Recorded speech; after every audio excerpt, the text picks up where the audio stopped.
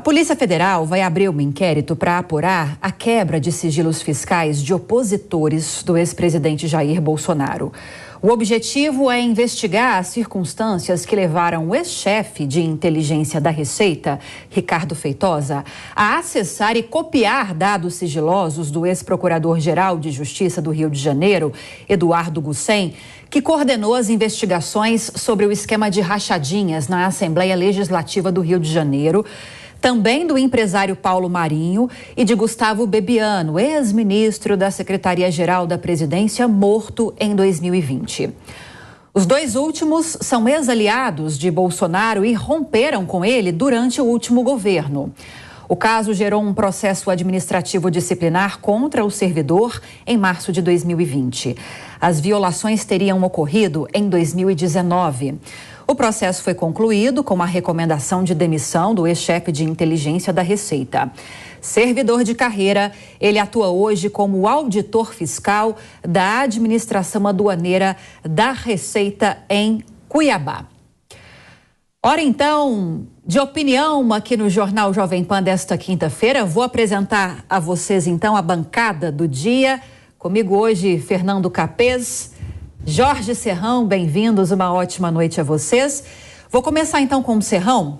Serrão, a gente já começa a edição de hoje falando de um inquérito para apurar essas quebras de sigilos fiscais de opositores do ex-presidente Jair Bolsonaro. Como você está acompanhando toda essa movimentação? Você acredita que talvez a Receita tenha sido utilizada politicamente para dar fôlego para essa movimentação? Qual sua análise? Olha, é sempre um fato gravíssimo quando você tem qualquer acusação de que a máquina estatal foi utilizada para perseguir alguém, seja um cidadão normal ou alguém politicamente exposto, o adversário político. Esse tipo de situação é intolerável e inaceitável. Tempos atrás, nos tempos do tal regime militar, que chamam de ditadura, havia o tal do SNI, haviam os arapongas, né? Aqueles que cuidavam da investigação da vida alheia para objetivos escusos. E teve muita gente politicamente, até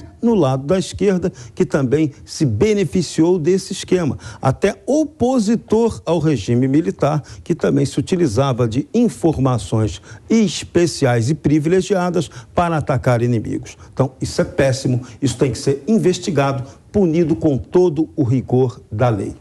Agora, existem mecanismos, Capês, para se evitar interferências como essa, ações como essa, em que órgãos são utilizados contra opositores políticos, contra governos que estão no poder ou já passaram pelo poder. Nesse caso, o Bolsonaro estava no poder porque são investigações, um inquérito que vai apurar uma situação que aconteceu nos últimos anos durante o governo dele.